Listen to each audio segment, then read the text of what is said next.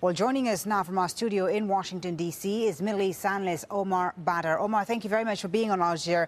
We heard a very sympathetic Obama today, sympathetic to the Palestinians. Do you think this will strike the right chord with the Palestinians, who've been very critical of his inaction?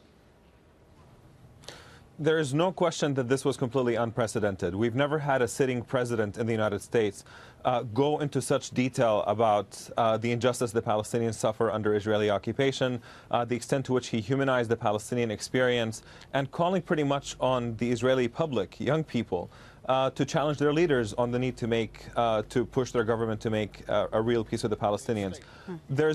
I don't want to take anything away from the significance of that, but at the same time, at the end of the day, there's not going to be a productive peace process unless there's an end to Israeli settlement expansion. So the entire two-state solution is on the verge of collapse, and I think the idea that any kind of peace process could go on while Israel continues to expand settlements is a bit misguided. So do you think then Obama has raised perhaps the bar too high by saying he is still very much committed to achieving a just and viable solution to the Palestinians without offering any action, any plan to get to that?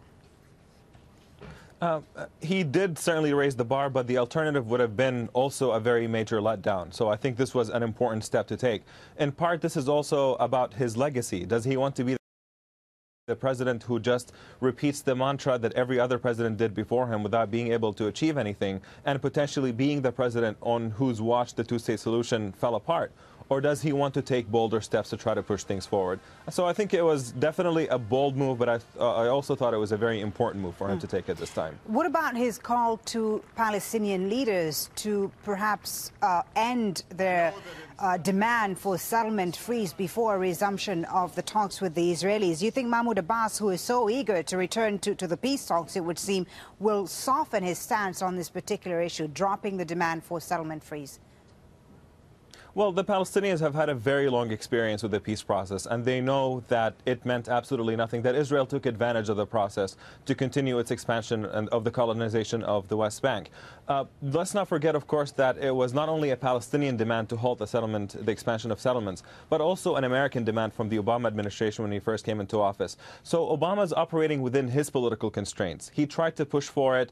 He could not get Israel to abide by a settlement freeze. It didn't look like Obama was willing to pay the political cost internally in the United States of putting any real pressure on Israel in terms of conditioning military aid or diplomatic support for Israel on Israel abiding by its obligations. So he's abandoning it. But I don't think that the Palestinians are under any illusion of what a peace process without a settlement freeze means.